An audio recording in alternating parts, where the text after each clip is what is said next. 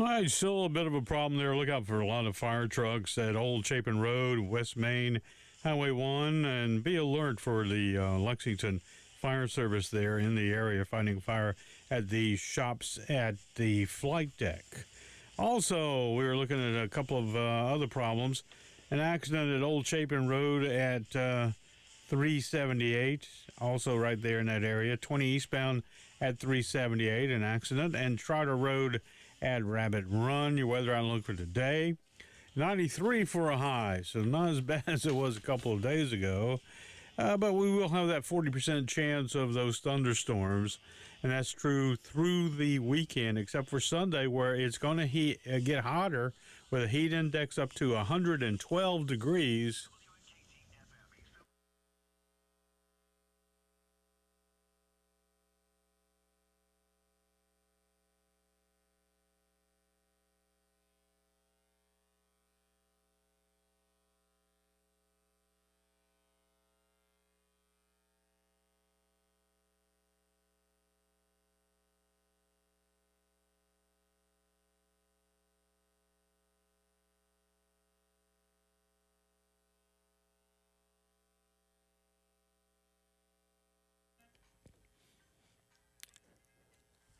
Nine o'clock on your Friday morning. Welcome in. It is the Extra Point. Tyler Head along with you here on The Game, getting set for the last weekend in the month of June. We are all, I guess, technically right at the halfway point of the year. By the way, Dave, did you say 112 degrees a moment ago in your weather report? Did I hear you correctly on that? Yeah, you did. The heat index, 112. Oh, my God.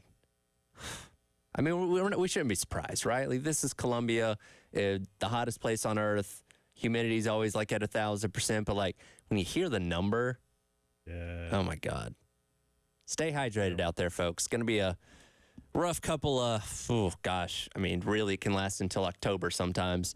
Going to be a rough couple of months out there with the heat, and right smack dab in the middle of that is going to be the start of football season.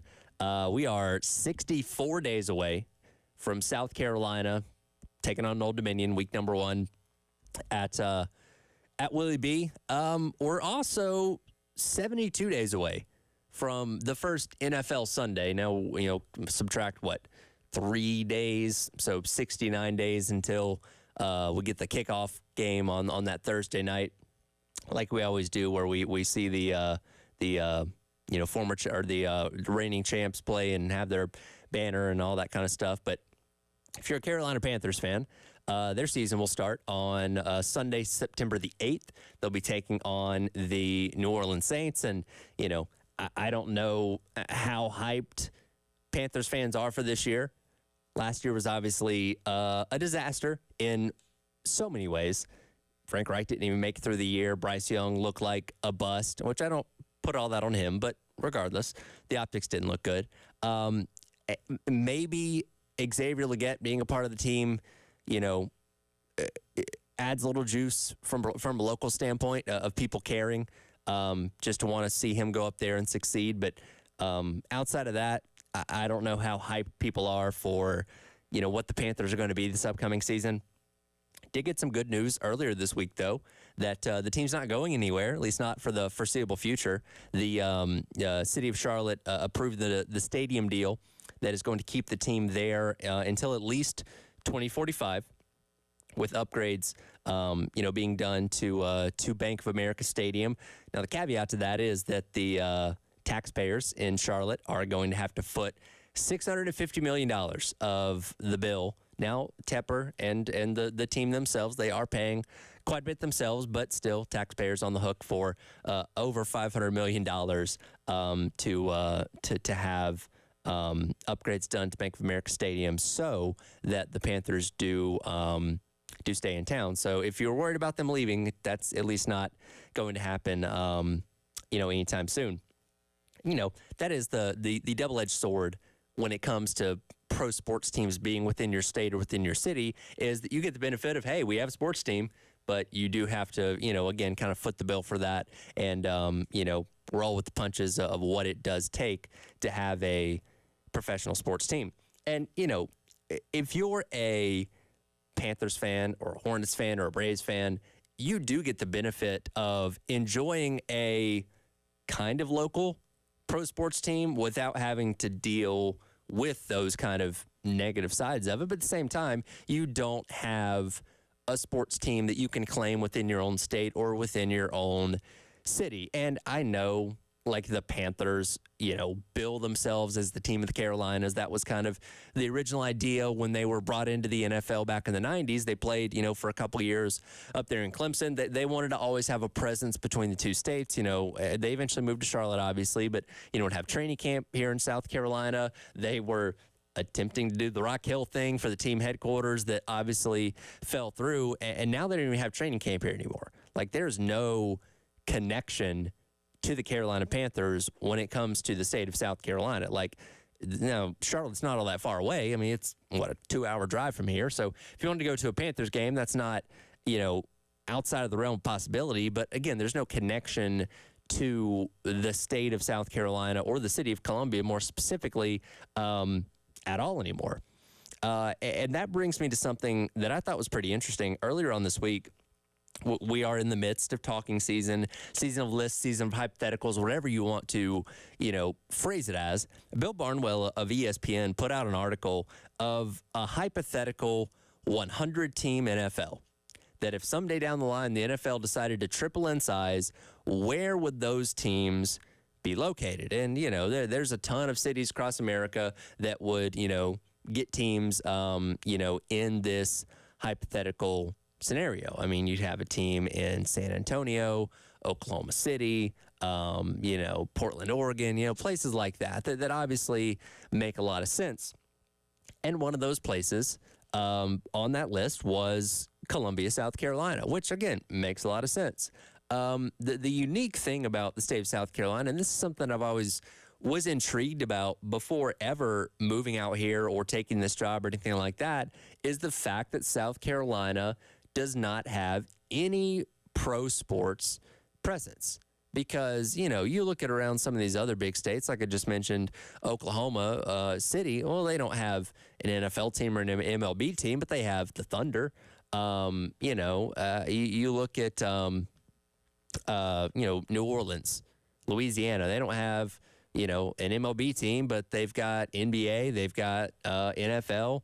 And so there are a lot of states out there that may just have one or maybe two of the major sports, quote unquote. But, the big markets obviously have usually all four of the major sports, football, hockey, baseball and basketball, to some degree. But Columbia and the state of South Carolina is just one of those places that just doesn't have anything, never has. And, I don't know if it, quite frankly, ever will. And I wanted to pose this question to you, and let me know your thoughts, 803-404-6100 on the Firehouse Subs text line, because I'm genuinely curious, would pro sports be embraced here? Like, if they decided, like, hey, guess what? NFL expansion team is going to be coming to Columbia, or, a new team in Major League Baseball is coming to Columbia, like, would people care? Like there would be the initial excitement, right? Like the first game might be sold out or something like that. Like, people would be intrigued by the fact that there is a pro sports team here in Columbia. But outside of that, as things wore on, would people care? Would there be enough investment for people to say, yes, I want to invest into this team. I want to buy season tickets, go to every game or whatever it may be, buy all this merch for it? Because I don't know if that would necessarily be the case. And again, South Carolina has never had a presence when it comes to pro sports. And we're talking about a community and a state as a whole that is so deeply ingrained in college sports. I mean, we are the flagship of South Carolina sports. We talk about South Carolina every single day, and it carries us the entire year. Football, baseball, basketball. Like, there's something to satisfy you seemingly year long that state of South Carolina, the University of South Carolina gives you. And when we talk about baseball, when we talk about basketball and football to some degree, it's usually pretty good. And in some cases, like women's basketball, it's fantastic and the best program in the country. So, there's not like this void, right? like there's some places where you say, okay, well, they don't have any good basketball of note here. So this place would love to have an NBA team. Well, it's not the case. You got good basketball here. You know, you got baseball, obviously. And in addition to that, you have the minor league team, and there's several of them throughout the entire state that, you know, doesn't, you know, satisfy the same way that a Major League Baseball team would, but at least you have some kind of presence of it in the state. And then football. Obviously, you know, South Carolina football reigns supreme here in Columbia. Clemson football reigns supreme in the upstate. Where, like, I just don't think the investment would be there from people if they suddenly decide, like, hey, let's give Columbia an NFL team or something like that. And you also have the fact that Columbia is a smaller media market, so, you know, people aren't exactly knocking on the door of the State House saying, hey, we need to put an NFL team in your city. Like, I don't see that happening anytime in the near future by any means, but there could come a day down the line where they say, hey, let's give them an NBA team or something to that effect. And I just don't know if that support would be there, if people would care enough. You know what I mean? And again, we're talking in hypotheticals right now, but I'm genuinely curious what your sentiment is as, you know, long tenured folks here in South Carolina, people that have, you know, been invested in the sports scene here for their entire life or decades or whatever, you know, whatever it may be. Because I think South Carolina and Columbia specifically would kind of fall into that, you know, realm of like the state of Alabama, right? Where, you know, the question's been asked many times before, oh, well, why don't they put an NFL team in Birmingham? Well, because it always plays second fiddle to Alabama and Auburn. You know what I mean? Because college football is so big in the state of Alabama, nobody would care enough about an NFL team. And in every spring league, they throw a team out in Alabama somewhere, and, you know, it gets some support, but it's not overwhelming. And the NFL would probably be the same way. And I think we kind of got the same deal here with South Carolina. See what some of your thoughts are. 803-404-6100. An NFL team would 100% be supported here. Not so much MLB or NBA, but football would be embraced wholeheartedly. I see that argument. Football is obviously the, you know, favorite sport of most people in America. So it may be easier to accept an NFL team as it would be a Major League Baseball team or an NBA team. On the flip side of that, Jeff weighs in and says, I wouldn't embrace pro sports here. Baseball might be the only one that would take hold. I rarely watch any pro sports anymore. That's another good point as well, that there's just not a, I don't want to say desire, but a lot of people here only really care about college sports.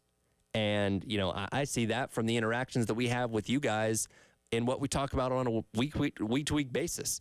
There are times, this happened last year, it was funny where, you know, we talk about the NFL for 2 segments in a row or something like that, and we're getting angry phone calls and angry text messages. Why you guys talk about the NFL? Nobody cares about that here. Or Major League Baseball or NBA or anything like that. Like, we are so college football and college sports centric here. When you start to venture outside of those realms, people get upset about it. And there are some people here that do love pro sports and watch the NBA and the NFL and MLB and all that kind of stuff. But there's a lot of people that don't. There's a lot of people that could care less what's happening at the pro sports level. Their interest stops after Saturday. You know what I mean? So again, and this is just fun conversation, a hypothetical, you know, if nothing else. But let me know more of your thoughts. 803-404-6100, because I am legitimately curious what your thoughts of a potential pro sports team of any league. It doesn't have to be MLB or NBA or anything specific like that, but just pro sports in general. How do you think it would be embraced here in the state of South Carolina, and more specifically, the city of Columbia? We will talk about some Gamecock sports coming up, though. Jack Belcher, our guy from Gamecock Central, had the chance to talk to Paul Mainieri a little bit more one-on-one this week. I believe he's working on some stuff for Gamecock Central that'll be coming out in due time. But do want to pick his brain a little bit, get a little bit of insight into what Coach Mainieri talked about and what you can look forward to with coverage of that conversation coming up. It is the Extra Point Tyler Head along with you on your Friday here on The Game.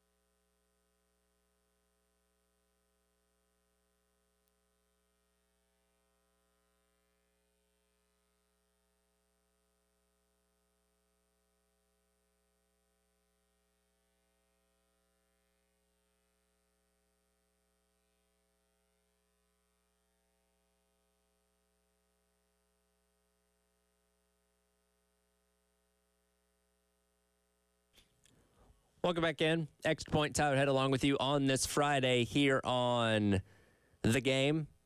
And while, yes, college baseball season did officially end earlier on this week, it has been nothing short of headlines, to say the least. We've talked about, the Jim Schlossnagle situation, what's going on at Texas and Texas A&M quite a bit this week, but also plenty of things happening on the front of South Carolina baseball, too. And our guy, Jack Belcher, is joining me now on the Love Chevrolet phone lines. Got the chance to have a little bit of a conversation with Paul Mainieri earlier on this week, and I know we'll get more details of that stuff coming out here soon with Gamecock Central. But, Jack, first of all, appreciate your time this morning. What was your biggest takeaway from what you heard from Mainieri earlier on this week? Yeah, man. Thank you for having me on, as always. But I got to speak to Paul for about an hour yesterday, and I really appreciate him in South Carolina for setting this up and all that. But my biggest takeaway, we spoke about various topics, but I think some of my big takeaways were, I asked him about how the draft combine went, because that's a big thing that I've been curious about since it's kind of been hard to find specific stats and all that sort of stuff and how these guys did. And with Mainieri's conversations with the players that were there, he said they were all happy with how they did. Now, one player I asked him more specifically about, and I'll have a story out on all this later today on GamecockCentral.com, was Eli Jersenbeck, because he's an interesting name to keep an eye on because he didn't pitch it all last year, but he's 21, so he's draft eligible. So how's that going to shape out? And, Mainieri was saying that in conversations with Eli, he, wasn't there at the combine throwing or anything. So, how that impacts his draft stock, I'm not sure. I think these, scouts and GMs already know, what this guy can do, and they might just be willing to draft him regardless of the fact that he, is recovering from Tommy John and stuff. But Paul basically was, really harping on the fact that he thinks coming back to South Carolina is also a really, good idea. He could really, be one of those frontline guys for the Gamecocks next season in the rotation, and could build his draft stock up even higher than maybe it is. I mean, he could, I think he's alluding to the fact that he could have first or second round potential next year. Well, it's funny, when Jersenbeck had his injury, at the end of last season, I think we all collectively said, well, that's probably the last time we're going to see him in a South Carolina uniform. But the prospect of not only being able to come back and improve potentially on his draft stock, but also, again, because Mainieri's talking a big game coming in here, the potential to maybe make it to Omaha next year, I don't know, that might be enticing enough for him. I think so, but I think ultimately, and I don't like it, honestly, but I get it. At the end of the day, money is probably the thing that, would be too hard to pass up. I don't know exactly. It depends on what round he goes in, but, let's say he's a top, 3-round pick. He's probably getting a good chunk of change, I think. And I honestly, he could probably get, a good chunk for maybe the fourth or fifth round too.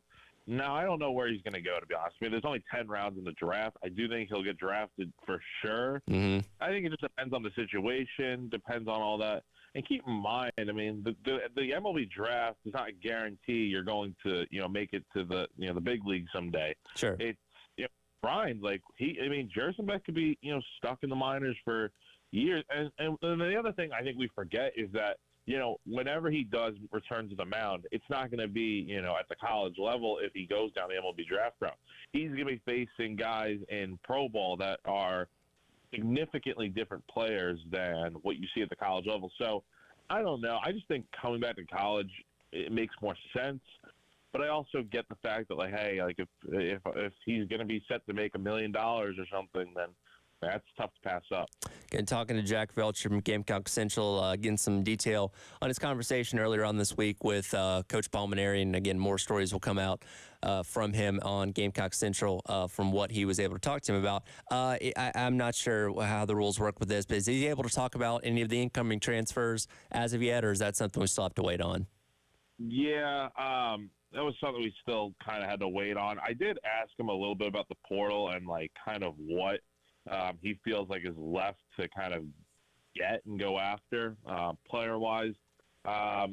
He I asked him, a little bit about player retention too, and he hasn't gotten around to talking to every player yet, just because, as we know, some guys are not in Columbia right now. That some of them are back home, and it's tough to have these in-person type of conversations. He's had a few phone calls. Like, he specifically spoke about Kennedy Jones a little bit when I asked about the MLB draft, because I believe Kennedy is, able to be drafted this year if a team chooses to.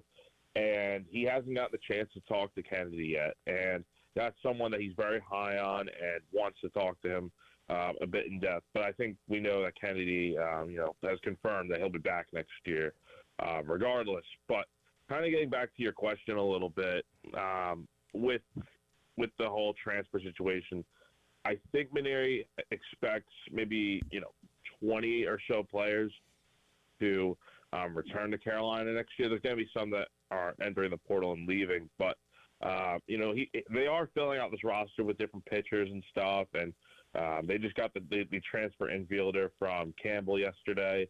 So I think they have a few more holes to fill on the roster, maybe specifically a catcher if Cole Messina does leave ultimately.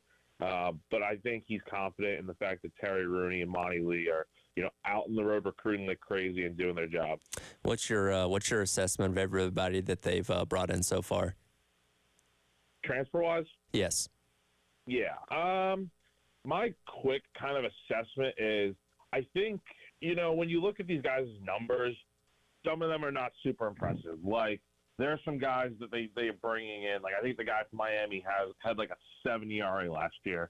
And, the guy from Georgia, the left-hander, his numbers, his walks are a little high. That's a little concerning. But, there's some potential to these guys. I think that's kind of the big thing. And I really loved the pickup yesterday with Charlie Baglio from Campbell. That might be the best pickup they've had so far in the portal, and that's going to be a really solid third baseman or shortstop for next year. But I can't really pinpoint a specific grade. I'll look at it more in depth, later on and have a story on this sort of thing now that you bring it up. But I do think if I had to give a grade right now, probably like a B+. I think they've got a lot of guys, specifically pitchers, that have a lot of potential, and I think Terry Rooney and John Hendry can really do wonders with these guys.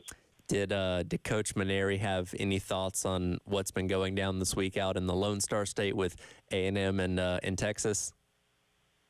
I didn't really ask him about that, and part of the reason was it just I had seen, I think the Big Spur had talked to him about that, and I didn't really feel the need to, but obviously Paul is close enough with Coach Schlossnagle to know that that's not really who he is and stuff, and that whole situation, we haven't gotten the chance to talk about it this week, Tyler, with me on air, but I do think that whole situation was, handled poorly by Schloss. I think the reporter was, when else are you going to be able to ask that question, I think is the big thing. Like, it's not like there's going to be an interview, tomorrow or something, right? It's, Sure. The guy literally took the job next day. So, he was right to ask that question, and Schloss's response to it was poorly handled and could have been so much better. He could have just said, yeah, I have no comment at this time, and I only want to talk about what happened on the field tonight. Like, it's simple as that. Instead, he dug himself a hole with a, kind of ridiculous answer, in my opinion. Well, I'm thankful he gave us plenty of content this week. Definitely. Well, Jack, looking forward to those stories coming out from your conversation with Coach Mainieri. I know we got a kind of a short week next week with the holiday and everything, but we'll get you back in here in a couple weeks and see what's going on at that point in time.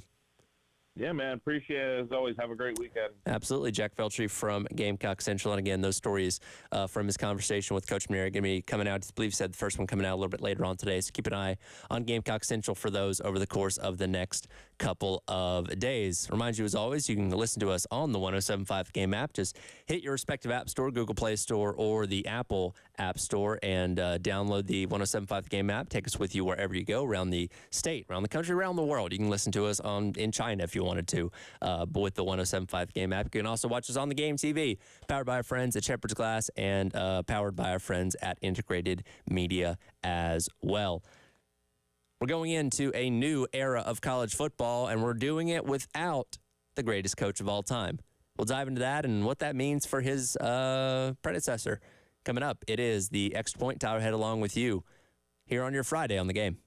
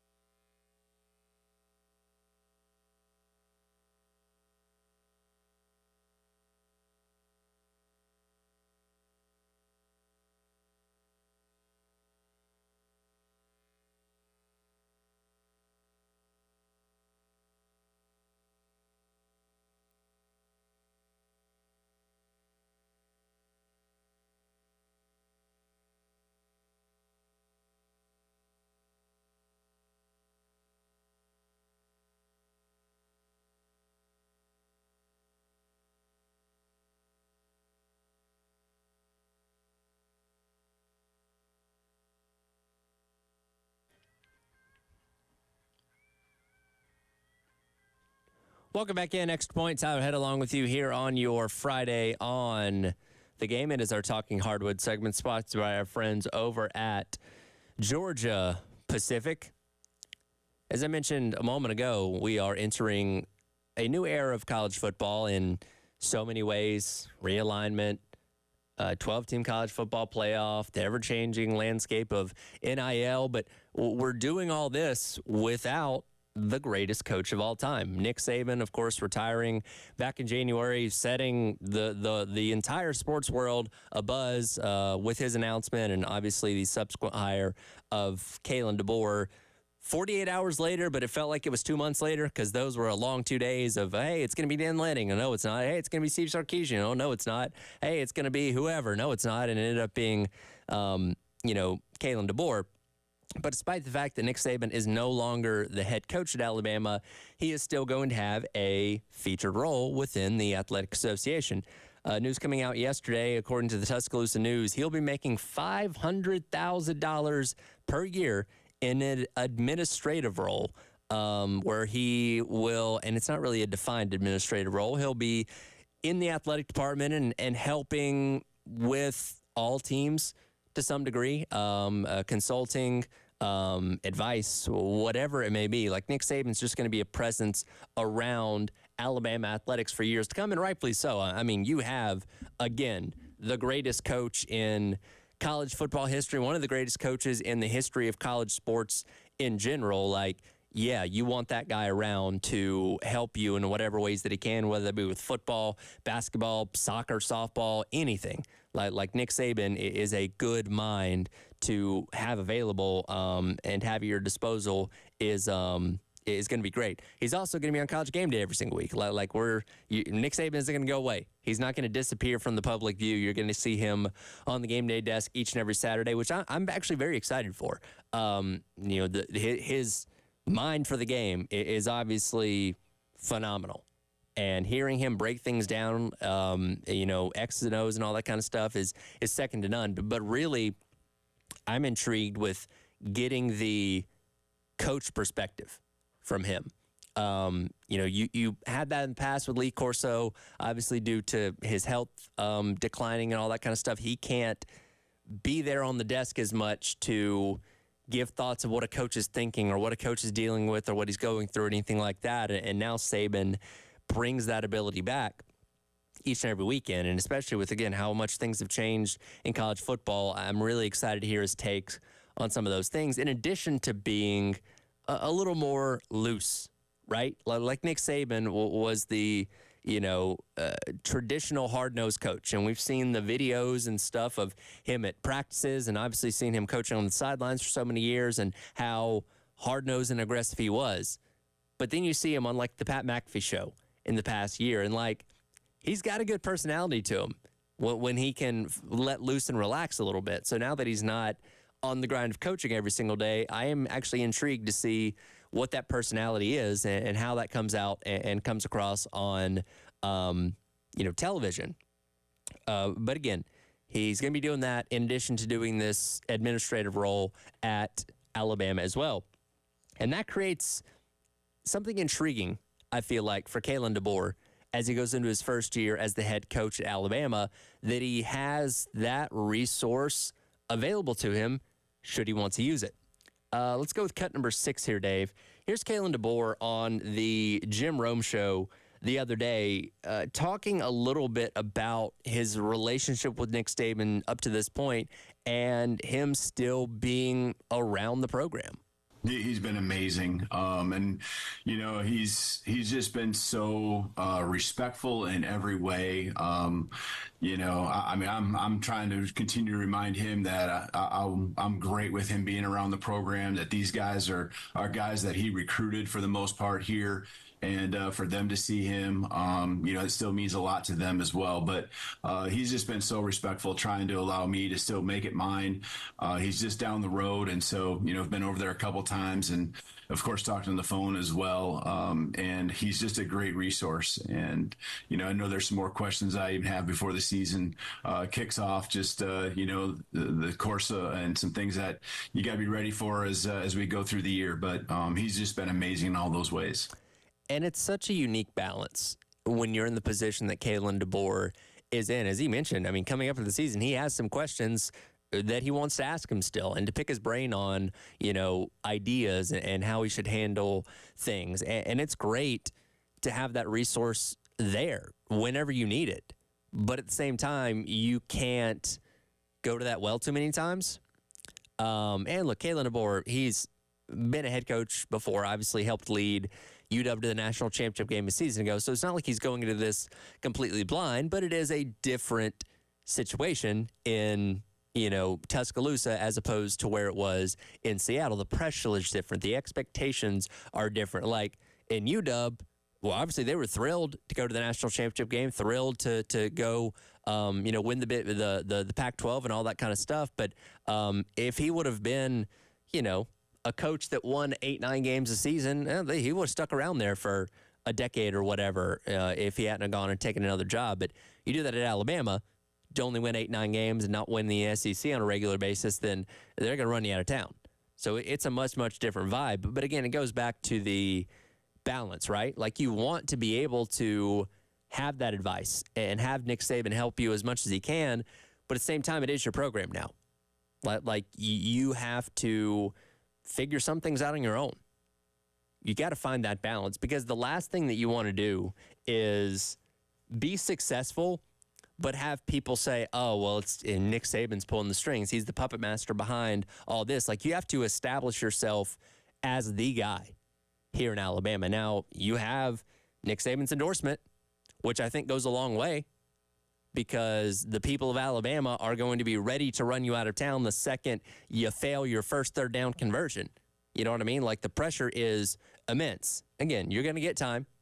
Not a whole lot of time, but you're going to get time to figure this out and to make Alabama what you want to make it. But you better hope that it's going to be extremely successful, because, again, level of expectation there is extremely, extremely high. And Nick Saban, I think he understands that there needs to be a balance. I don't think he's going to intentionally, hoard in on what's happening, but he may do it without knowing it, if that makes sense, because he's just so used to having control over everything that, if he's out there at practice or something like that, he might get into the micromanaging without even realizing he's doing. You know what I mean? So Kalen DeBoer, you have to set the boundaries too, of saying hey, this is my program now. You gotta let me handle this or let me handle that. And I'm sure Nick Saban will completely understand. Again, it may be something that he's subconsciously doing and not even realizing. But again, it's great to have that resource in your back pocket should you need it. And that, to me, is probably the most fascinating thing of this entire college football season. With everything that's changing, is what is Alabama going to be? Because we give them the benefit of the doubt initially, right? Like, I'm looking at bowl projections, I'm looking at the Phil Steeles, all this kind of stuff. They're putting Alabama right there in that same realm of where they've always been as a national championship contender. And yes, you retained a lot of that talent. They still recruited at a really high level, but the coaching still matters. And if they only won 8 games this year, that'd be a significant step back. And there'd be people hitting the panic button in Tuscaloosa. You know what I mean? I'm not saying it's going to happen, but it could, because we just don't know. And that, to me, again, is the most intriguing part about this college football season, is what is Alabama now that Nick Saban's not there? And don't forget, Alabama's first test in the SEC this year is Georgia coming to town. That could be a wild shootout of a game, or Georgia come in there and win by 4 touchdowns. We don't know. We don't know what Alabama's going to be at that point in time. And, myself and so many people around the country going to have an even more keen eye on that football program as they transition into the Kalen DeBoer era.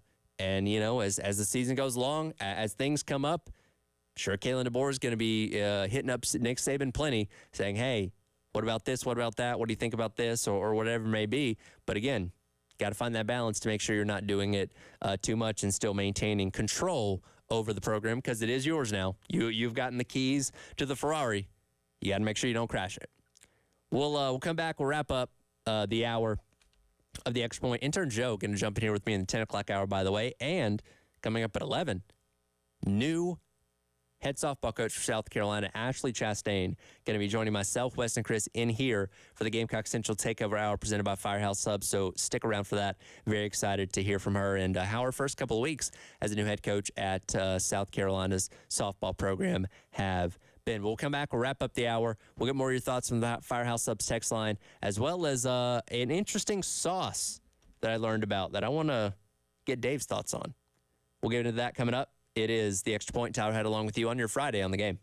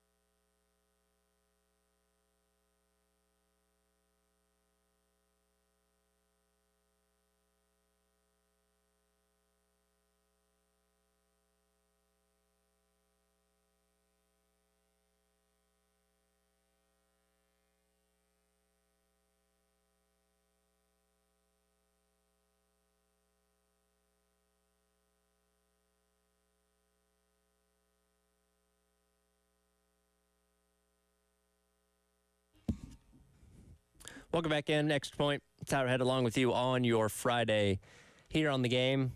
Remind you once again that the craft beer card is back. You can spend $30 a brewery at 12 different craft beer locations. $306 value, all yours for just $79. Go online to 1075game.com and click on the Sweet deals tab. I asked the question at the beginning of the show in talking about the Carolina Panthers, their new stadium deal, and all that kind of stuff with, if you would embrace or if you think pro sports would be embraced here in not only the city of Columbia, but the state of South Carolina as a whole. A couple more you weighed in as the show went along here. Monty says, I'd be fine with the NFL team in South Carolina as long as they don't have to play in that garbage trash can division with Carolina, Tampa Bay, and Atlanta or the NFCs.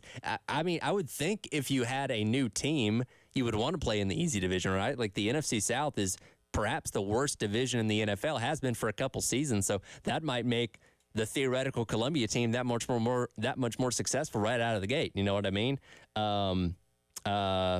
This is a very long response here, but I'll just kind of hit the highlights.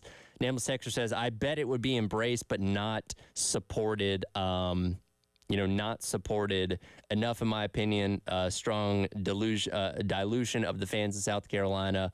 And, he goes on to kind of talk about how the fans are kind of split, throughout the state here. And that's a good point as well. And that is something that I brought up earlier, that I think there'd be a lot of initial interest. Like, hey, first season of the Columbia football team or whatever they end up calling it. Like, yeah, you get a lot of traction at the games. And I don't know if they play at Williams-Brice Stadium or if you had to build a new stadium or whatever it may be. But you get a lot of interest initially there. But, if they went, I don't know, 8 and 9 in first year, that's actually not too bad. But if they went like 5 and 12 in their first year, I don't think a lot of people would be coming back for year number 2. You know what I mean? Like the shine would wear off, and you just wouldn't have that long-standing, like, established fan base there to be able to fall back on. If they're not immediately good right out of the gate. So good points there. Appreciate you guys weighing in on that. And again, it's just a fun conversation to have. But something I've always kind of been intrigued about with the state of South Carolina is the fact that it's never had pro sports, and again, I don't see anything in the near future that suggests it is going to. All right, Dave, I wanted to hit this, but before we wrapped up the hour here, because this intrigued me, and I want to get your thoughts on it. Have you heard about the new Heinz sauce? Don't think so. Don't they have 57 flavors anyway? They have a 58th now? I don't think it's that. Heinz is releasing something they're calling Every Sauce. Every sauce. So Every Sauce includes a blend of the following. All these are Heinz sauces, by the way.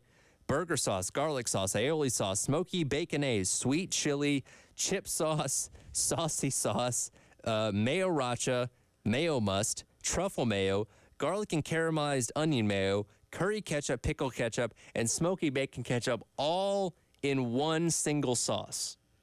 Well. How does that sound?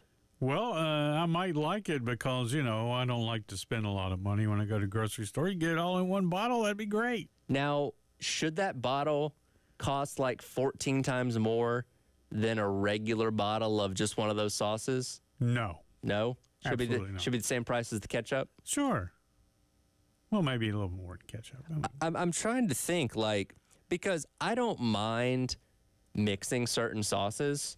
Like, some people like to combine their mustard and ketchup. That's fine. Some people like to combine, like, ranch and ketchup. Heinz sells Ranch-Up, you know what I mean? Or Cranch, or whatever they end up calling it. Yeah. But, man, that's a lot. That's a lot to mix into one thing. That's a lot of taste. I don't even know, what flavor. Because, when you mix sauces, right, you usually get, an overpowering flavor from one of them. Mm-hmm. I don't know what of those things would win in the flavor fight. You know what I mean? Yeah, the sriracha maybe? Yeah. Maybe because of the heat. The smoky baconaise, I feel like the smokiness might kind of stand out a little bit. Yeah, I think so.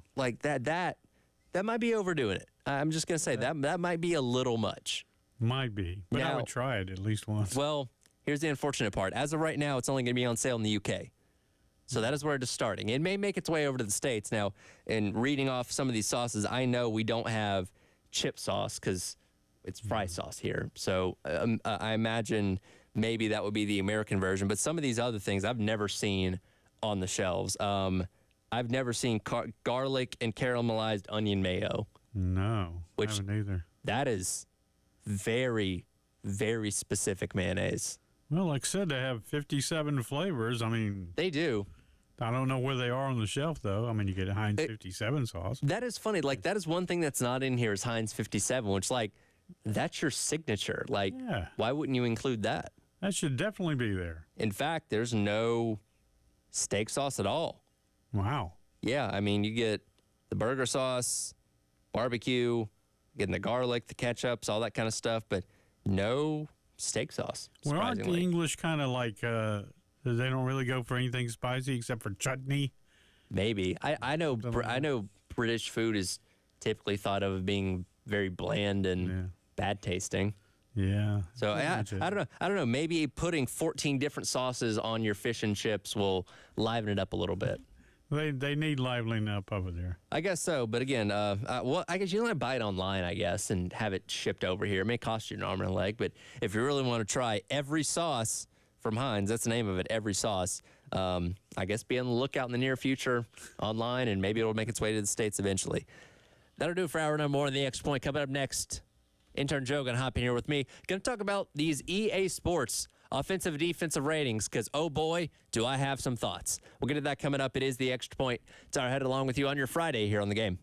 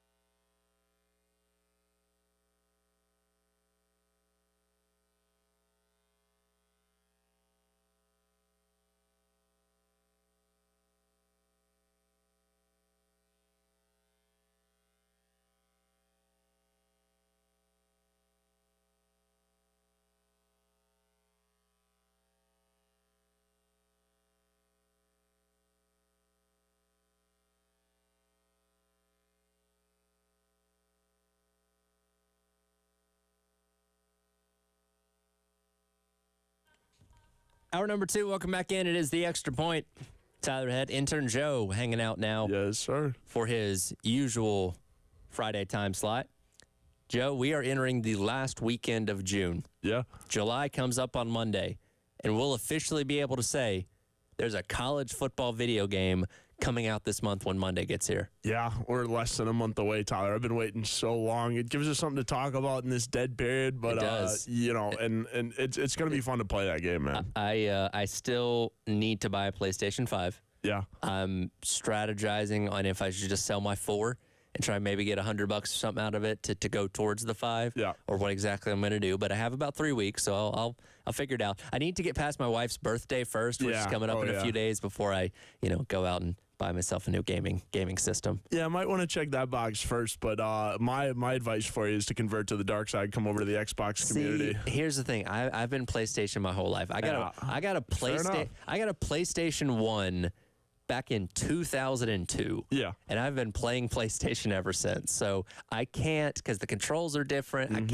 I can't break away from it. Yeah, and I mean, fair enough. And I can see you're a Nintendo guy. You've got the Wii Sports sticker Yep. on the laptop. Oh, I was also a big Nintendo guy growing up too, so I understand the preference. I was an Xbox guy. I think Wii was ahead of its time. Yeah. Oh yeah. 100%. Wii was obviously a big Way deal ahead when of it its came time. out, but Yeah. I feel like if it came out now, it'd be an even bigger deal. Oh yeah. To be honest with you. 100%. And Wii Sports too, and just all it had everything. It really captured did. everybody and everything. I have a Wii somewhere. I wish I still knew Yeah. where it was, because I was like, I randomly get the sudden desire, like I want to play Wii tennis, or like I want to play Wii golf. Yep. Like, because again, it's not as in detail as like Tiger Woods golf or PGA Tour 24 or something like that. But sometimes you just want to go out there and knock the ball around a little bit. Yeah, one of my fondest college memories here. Shout out to my friend Stephanie, because she had a Wii, and we would always, pregame with the Wii and everything, and Wii Sports, Mario Kart, whatever it may be. But Right. a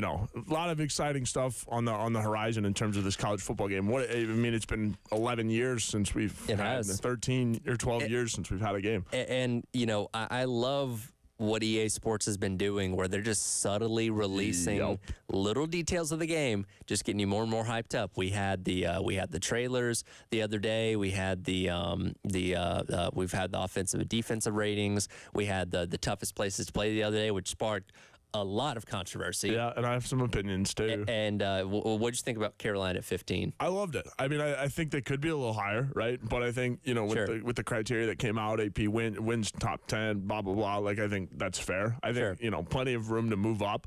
But I'm glad they made it in the top 25, right? Because I could see them South Carolina getting completely overlooked, which is, I don't know how you do that after, somebody has to come within the company has to come to a game Sure. and see that, okay, this is not like everywhere else. But I think 15 is perfect. Clemson was a little high.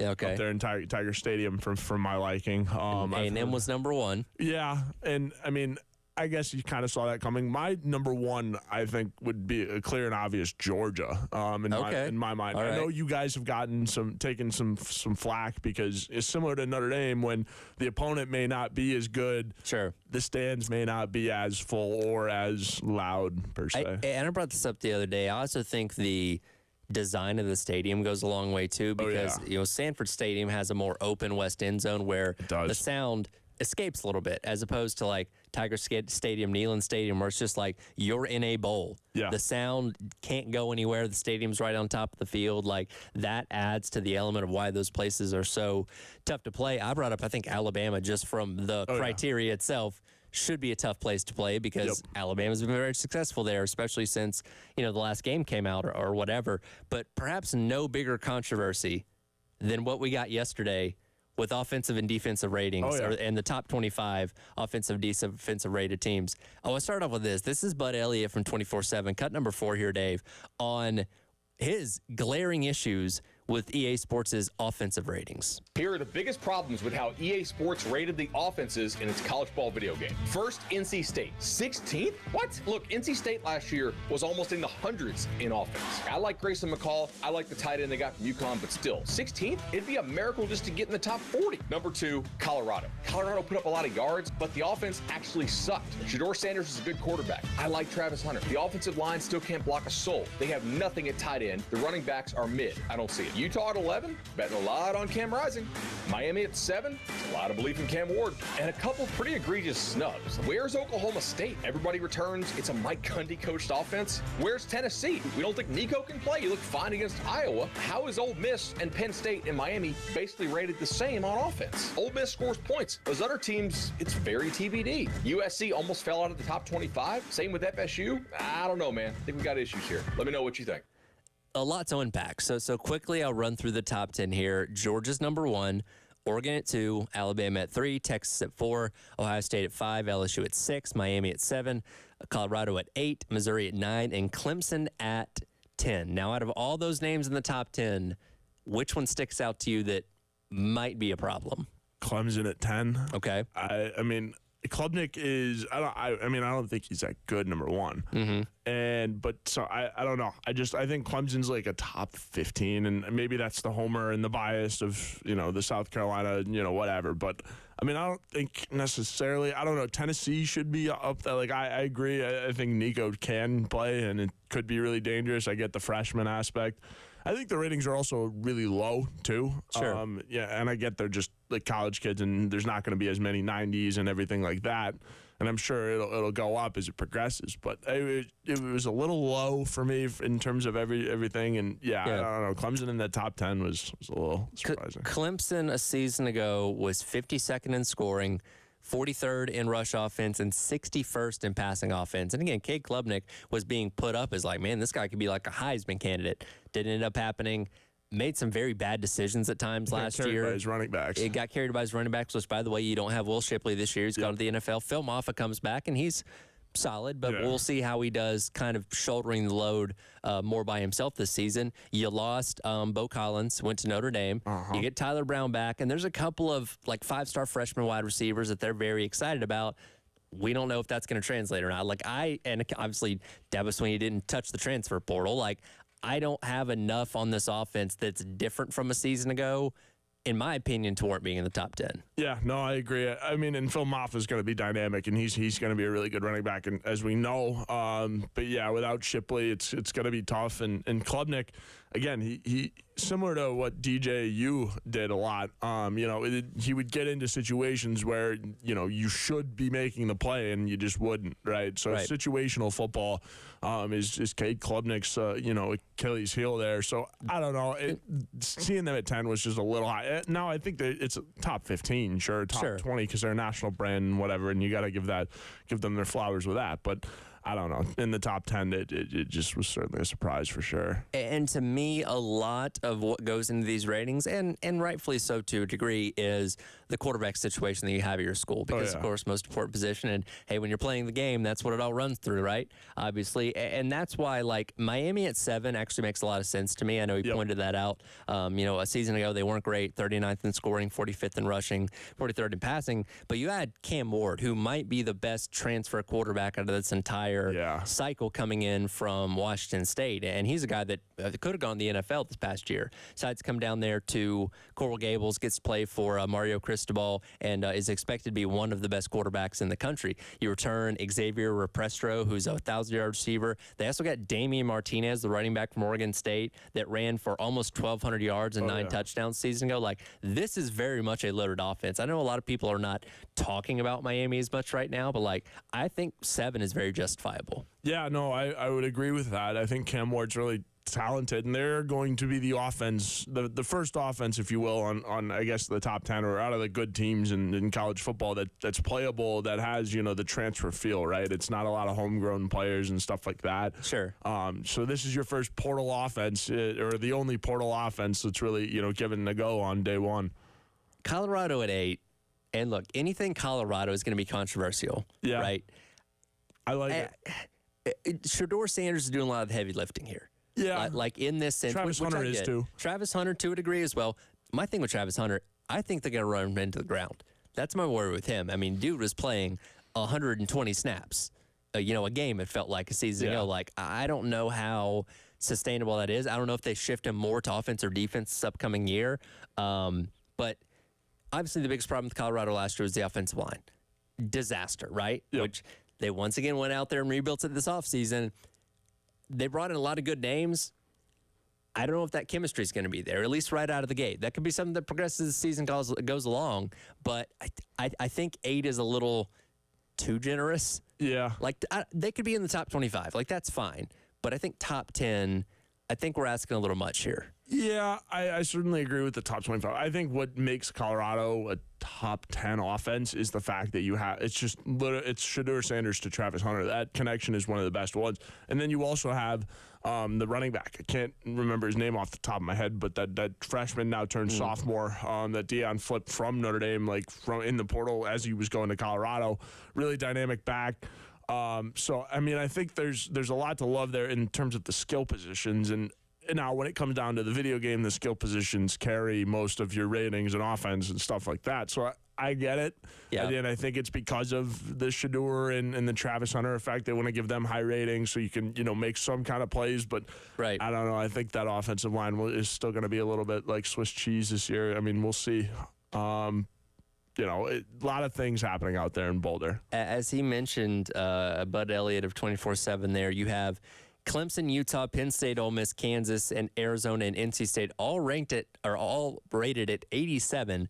Penn State, which is 12th overall, sticks out to me because Drew Aller was not very good last year. No. He could not throw the ball down the field. Penn State's offense was very vanilla, very one note to it. As it always is. I'm hearing he's progressing this offseason, but I need to actually see it on the field. And again, when quarterback play goes into these ratings so much, I did not see enough from Drew Aller to justify Penn State having the 12th best offense in this game. Stop me where you've heard it before, right? Penn State, they have a quarterback that was there and was learning and growing pains and is supposed to be really, really, really good next year. Well, I mean, I feel like that's every year for Penn State. It's kind of, sure.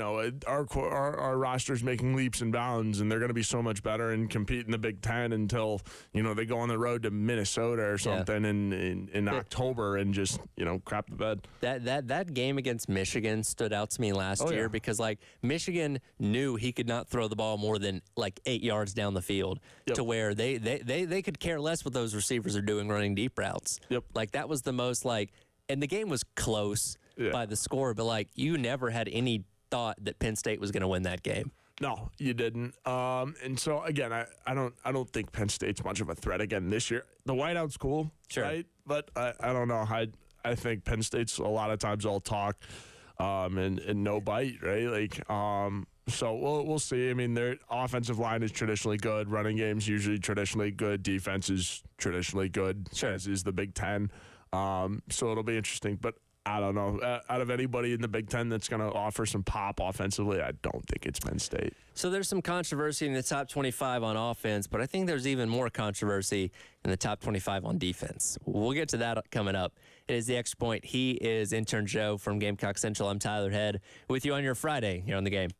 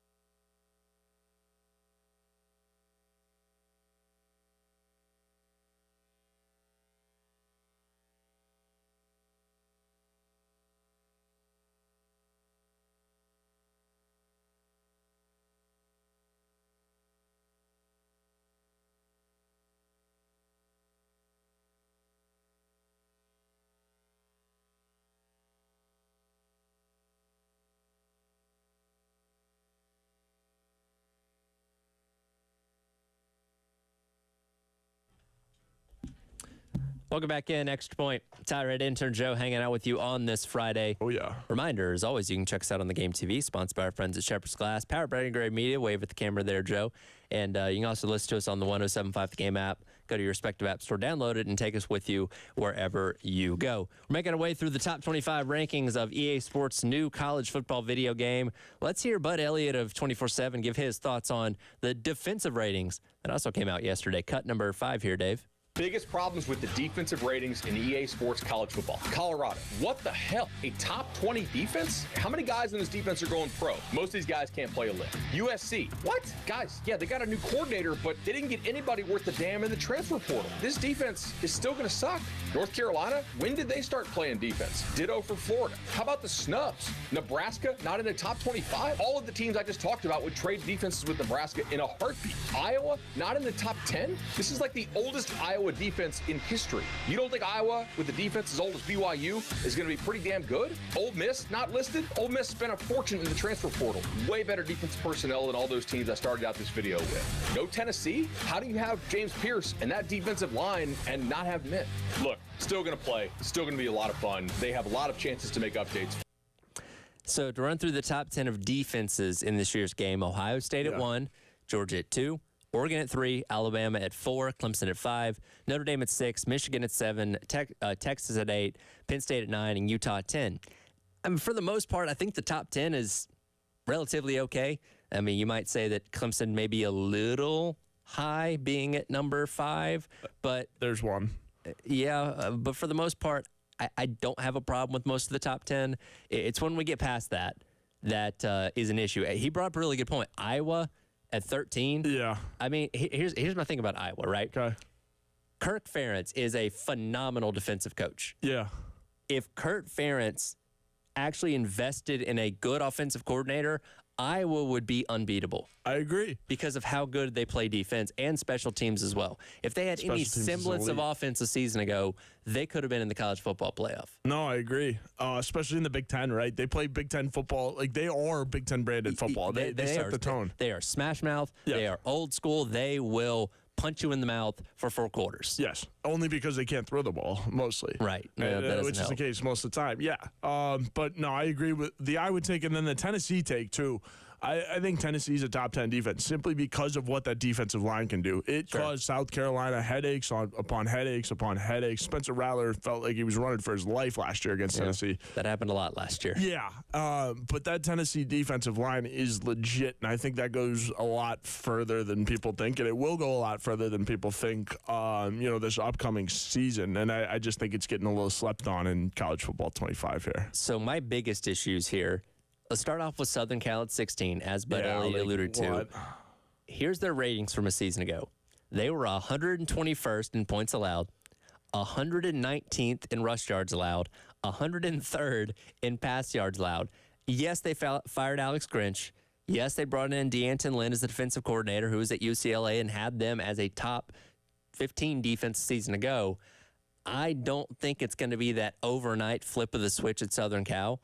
I mean, they brought in a couple guys from the transfer portal, nobody that I'm like, oh my God, wow, this is going to be amazing. Like, they're going to be better this year, but they're going to be nowhere near a top 25 defense. No, not even close. I think it's a matter of they're essentially playing Big 12 offense out there. Sure. Or Big 12 football out there. All right, let's score 60 points and give up 59. Yeah, Alex Grinch, I'm shocked that he held on to his job for as long as he did because it was a running problem. I always had the theory that he had incriminating photos of Lincoln Riley from like a Christmas party years ago that he's like, you fire me, I'm going to release these things. Exactly. Yeah. Like, hey, you fire me, I'm going to give these out at the public. And we haven't seen those since then, so maybe not. But that was the only justifiable way. Or the fact that Lincoln Riley just didn't give a crap about defense. I think it's more of the latter there, Tyler. I don't think he gives a crap about defense, but then realized he had to be the head coach that controls all of it, both sides of the football, and then the whole rest of the program. And I mean, USC really doesn't mess around. Like Southern Cal doesn't mess around. The AD that school, it's very straight to the point since they're in LA. As we just talked about a moment ago, you're going to the Big Ten. Yes. You're going up against great defenses every single week. You better get with the program. Yeah. So that one stuck out to me. LSU at 18 the LSU problems on defense were well noted. We talked about it all season long. They could have been a potential playoff team if they had good defense season ago. Similar to Southern Cal, went out and got Blake Baker as the defensive coordinator of Missouri, who did a perfectly fine job there. Harold Perkins is coming back. That's kind of it.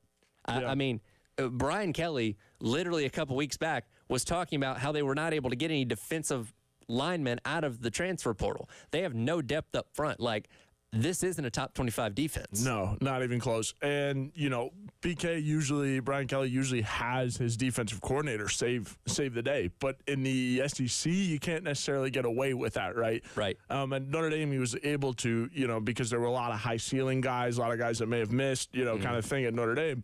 But in the SEC, like at LSU, if you miss on the big 5-star guys, you're going to be, you know, drowning essentially on the defensive end. So I think that's, you know, this case in Baton Rouge, they're going to have to score a bunch of points, which I think they're capable of, and this offense is going to be something interesting to watch because, again, PK doesn't have a defense, so he's going to try to score a million points, and so LSU's going to, you know, have some flair and some flash to them this year. But no, I agree. I don't think this defense is that good at all.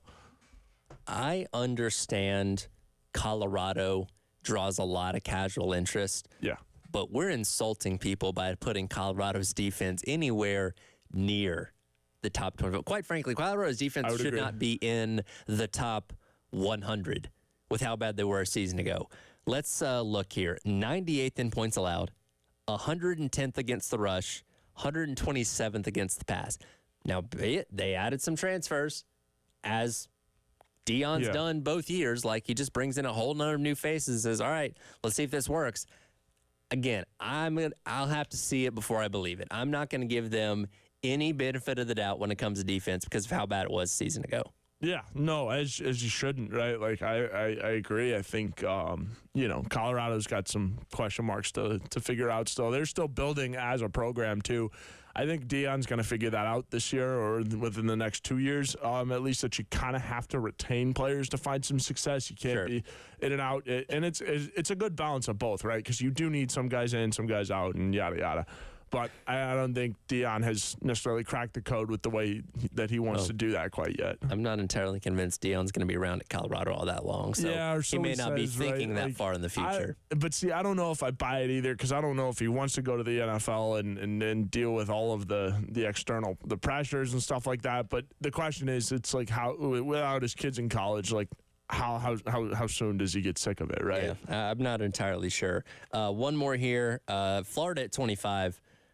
Florida, if you don't remember, fired most of their defensive staff, with the exception of defensive coordinator Austin Armstrong. Now, I will give them this. They brought in some interesting transfers. Ace Turner from Washington, DJ Douglas from Tulane in the secondary. Also brought in Joey Slackman on the defensive front from Penn, who is one of the best regarded Ivy League players. And they also got LJ McCray, which is the top defensive tackle out of this year's past recruiting cycle. So they did add some pieces. Again, it's kind of more of that believe it when you see it type of thing because they were really bad a season ago. Not great. The only thing that I would put Florida in for this like top 25 is the hardest place to play. I think they're it's a top 5 place to play on the road. Like when South Carolina went down there 2 years ago and you got spanked and curb stomped and whatever you want to call it, that atmosphere was unbelievable from like 30 minutes before the game to 30 minutes after. Like, that place was still buzzing with energy and stuff like that. But can't really say the same about Florida's defense, right? Like, or their offense this year. Billy Napier is still trying to get some things going down there. But I think, the best, to sum it up, like the best thing that Florida has going for them this year is the swamp. Yeah, absolutely. And again, when the team's good, I mean, I was talking to Mike Gillespie in here the other day, and he went to Florida, and he's like, man, back in like 06, 08, when they were at the height of their dominance, like that place was raucous for 4 quarters. Now, after like the first quarter, people are kind of like, this team's not all that good. Let's go beat the traffic. Yep. Yeah, and I mean, the traffic in Gainesville's horrendous. It's not fun getting in and out of that place. So, I think it poses a unique challenge just because of, whenever there is a big game or I guess a divisional rival like South Carolina was, that place gets up. Coach Spurrier was back and whatnot, and as they were honoring him and whatnot. My hope is that as the season goes along, they will adjust these ratings for teams on offense and defense. Yeah, raise it up a little bit too, because again, these like 80-something ratings for teams are it's a little. Because we're still going to play the game, but some of these ratings, I don't necessarily agree with right out of the jump. Something else I don't agree with is Bronny James being in the NBA after 1 year in college. We will share our thoughts on what took place last night in day 2 of the NBA draft. That is next. It is the Extra Point. He's intern Joe from Gamecock Central. I'm Tyler Head with you on your Friday here on the game.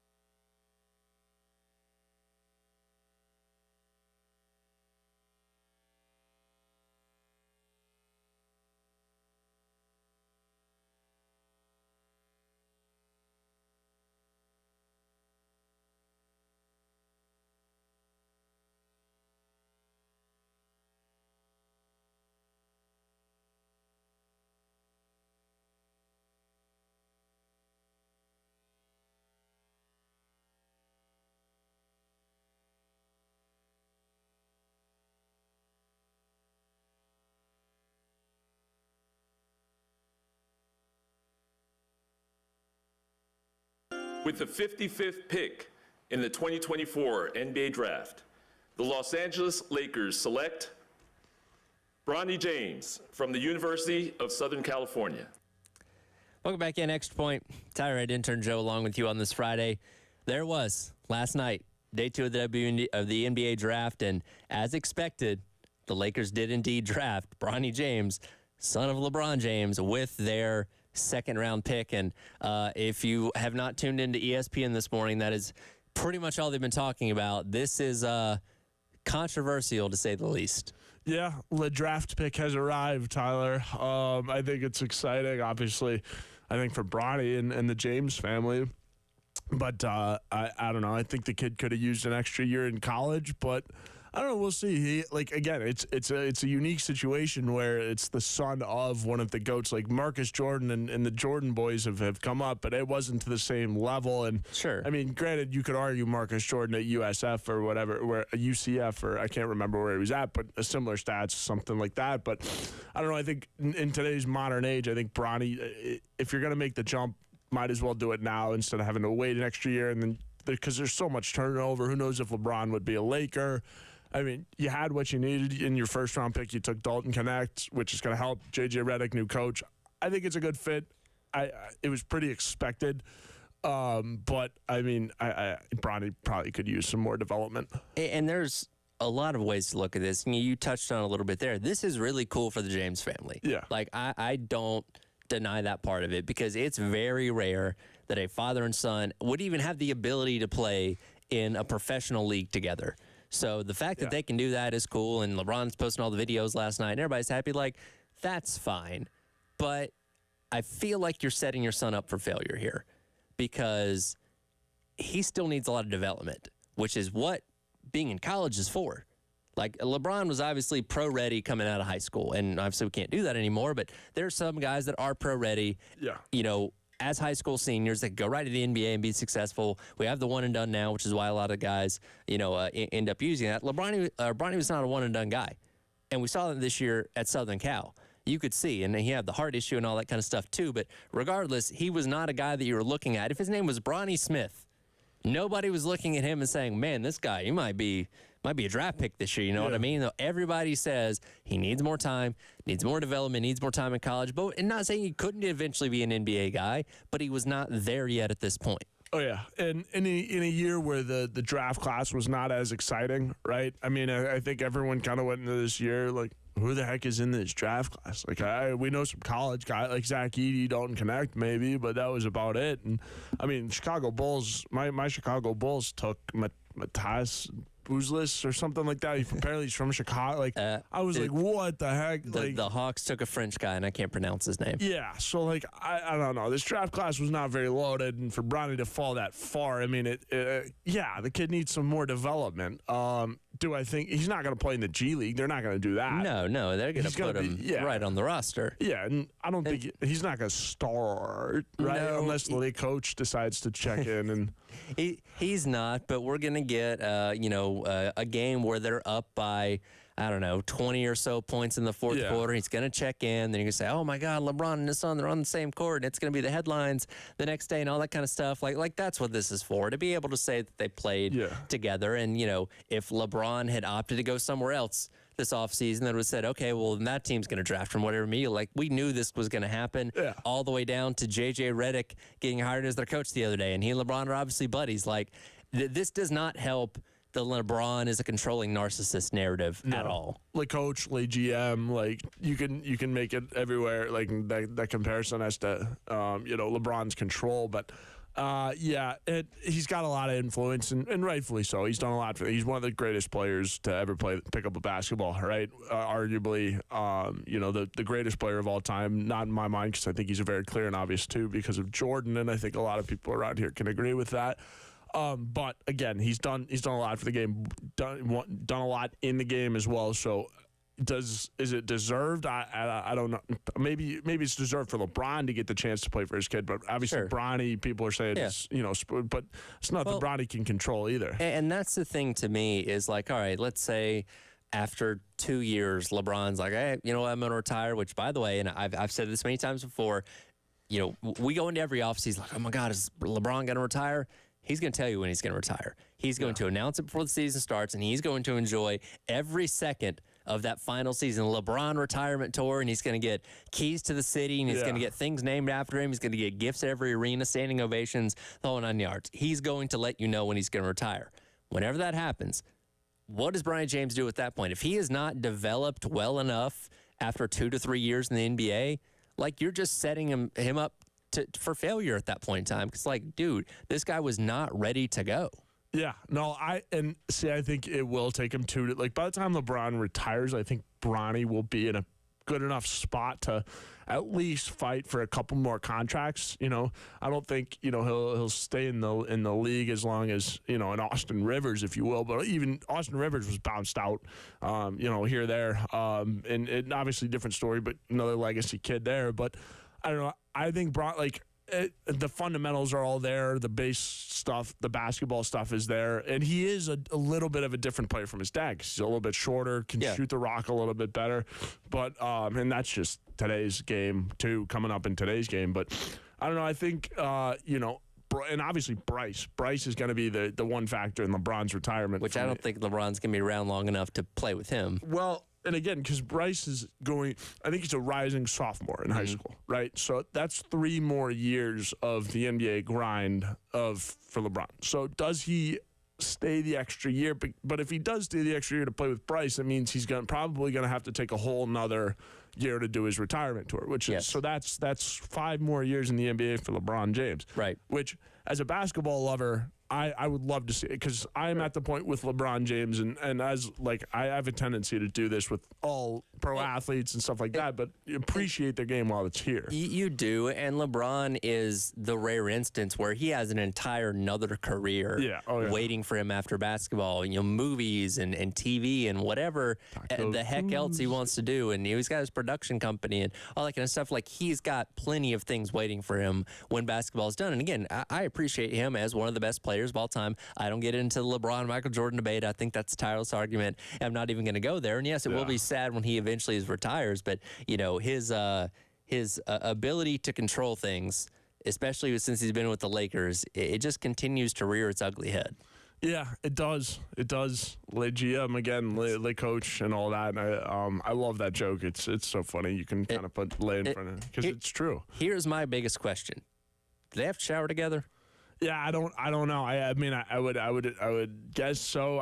I'm sure that choice is up to Bronny, whatever Bronny's comfortable with, whatever Bronny wants to do. Like, the team just does it together in general, from what I understand. So it's not like, you get like, I don't know how that's gonna work, but it's like, man, that is a weird dynamic. Put Bron on one end and then Bronny on the other end of the shot. That way, it's not like I don't know. I don't know. I'm glad my dad doesn't play in the NBA, so I don't have to deal with that. Like, it's not like I would be going to the NBA as well, as much as I'd like to think so. You're pretty tall. Oh yeah, right. And I can definitely dunk too, right, Tyler? Like, I cannot dunk, for those listening, by the way. Wish I could.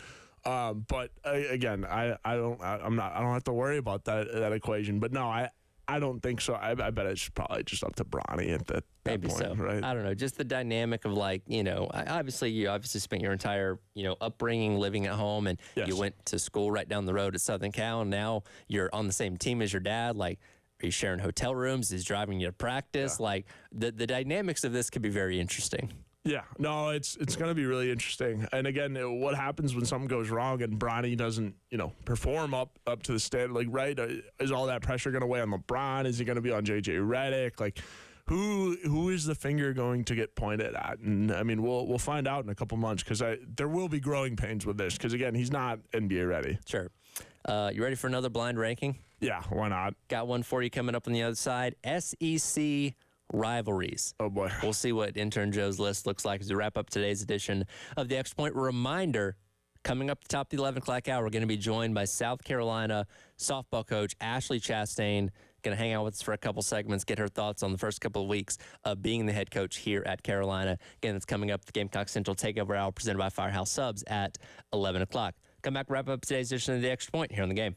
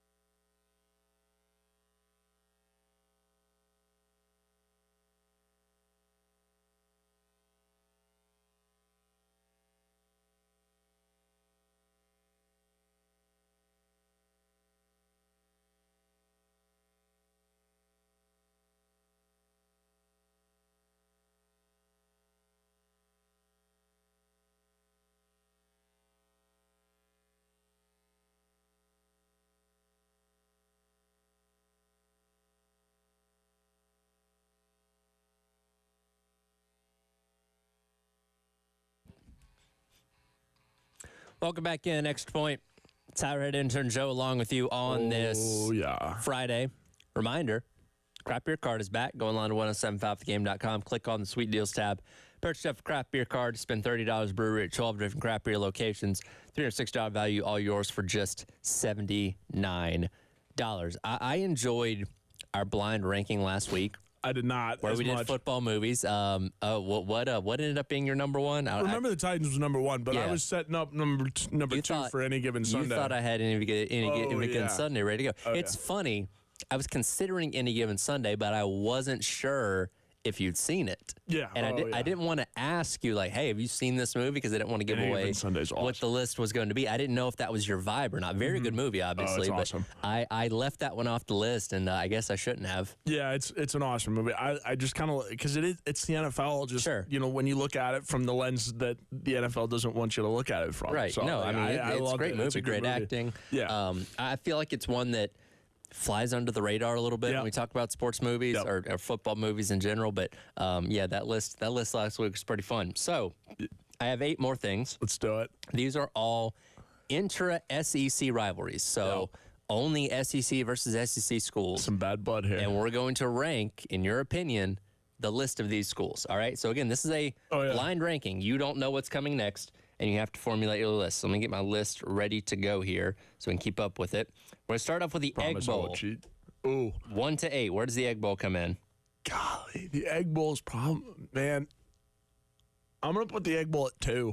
2? Yeah, it's Egg Bowl runs deep, and it's also kind of the meme game on Thanksgiving, but it also, the Egg Bowl is one of the slept-on rivalries in the SEC. They are moving the Egg Bowl to Friday this year, I believe, if I remember correctly. That's elite. I like it. So I did like the Egg Bowl, at 10:30 or whatever, the Egg Bowl would be in it'd be 44 to 42, and they'd be with 4 minutes left in the fourth quarter, and you could watch the end of that game on Thanksgiving. But I like the Black Friday game. I'm with it. All right, Arkansas and Texas A&M, the old Southwest Classic. Oh. I don't know much about that rivalry as much as I should know about it, I guess. Okay. I'm going to throw that one at 7. 7? All right, that's fair. That's one that, when A&M came into the SEC, they kind of put that one together. And I get it. They have history together, but, it doesn't have a lot of teeth to me. Yeah, no, I agree. All right, Georgia and Florida. The old world's largest outdoor cocktail party. Yeah. Which you're not technically supposed to call it that way, but everybody does. I'm going to go 3 with this one. I think it's interchangeable at 2 with the Egg Bowl. Okay. I think currently as we sit, just because Florida hasn't been as good, I think it sits at 3. But when there was Tebow in that game, and it's still played in Jacksonville, right? Yes. Yeah. So for the foreseeable future, I have a theory it's going to go back to campuses. I was going to say, I would love a home and home for that. That rivalry would mean so much more if it were home and home. But I digress. I think it's a clear and obvious 2 or 3 spot for me. The highest point of that rivalry to me, and again, I was born in 1996. The 2012 game when both teams were ranked in the top 10. And that basically decided the SEC East. That's my favorite edition of that game. It was just a gritty, low-scoring 17-9 win that Georgia ended up getting. But that to me was the highest point of that rivalry. And again, Florida's gone one way, Georgia's gone the other, and it's not quite as great as it used to be. But still, from a history standpoint, obviously a great one in the SEC. Oh yeah. All right, Iron Bowl. That's 1. That's 1. Yeah, that's 1 for me. My dad went to Auburn for a semester before transferring back to Notre Dame, and so I was spoon-fed the Iron Bowl. I remember exactly where I was for Chris Davis's kick 6. We were at my grandparents' house or whatever because we were going somewhere, so we stopped to watch the end of the Iron Bowl, and I mean it was just madness. The Iron Bowl is a very clear and obvious one for me, and I don't. It's so crazy how everybody has I know exactly where I was when I saw that moment happen. Yep. All right, next. Alabama and LSU. Ooh, I think it's good. I think it's lost its flavor a little bit without Saban in it. I think Saban and Kelly would have been fun to watch. It was fun to watch while it was still here, but I don't know, DeBoer and Kelly make this one a little bit of a little bit more boring. Okay. 4.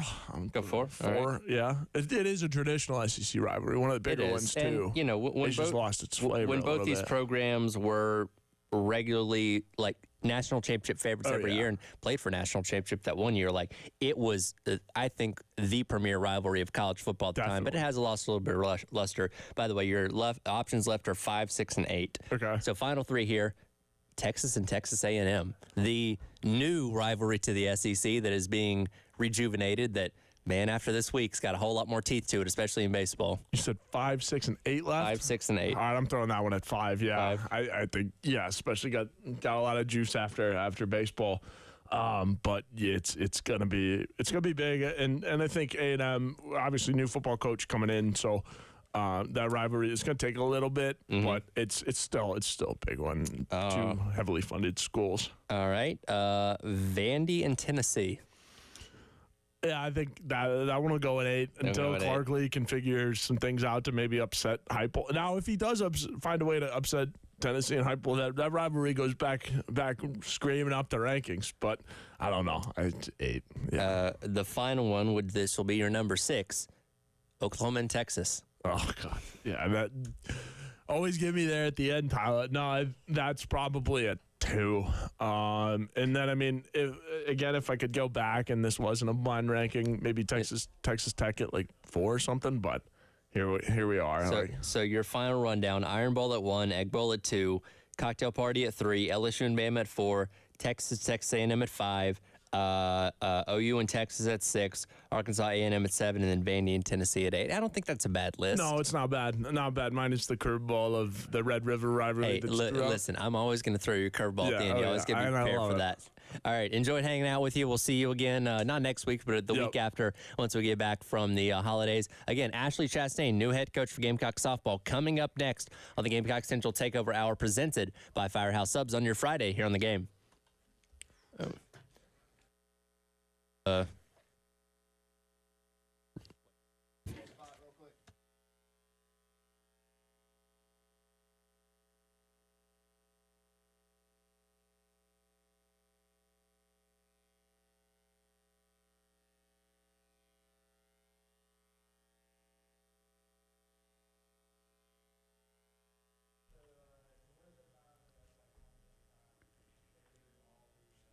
All right, let me tell you about our friends over at Integrated Media. It's still your home, but just smarter. What does that mean? Well, Integrated Media can come out to your home or your business and, frankly, make it just a little bit smarter.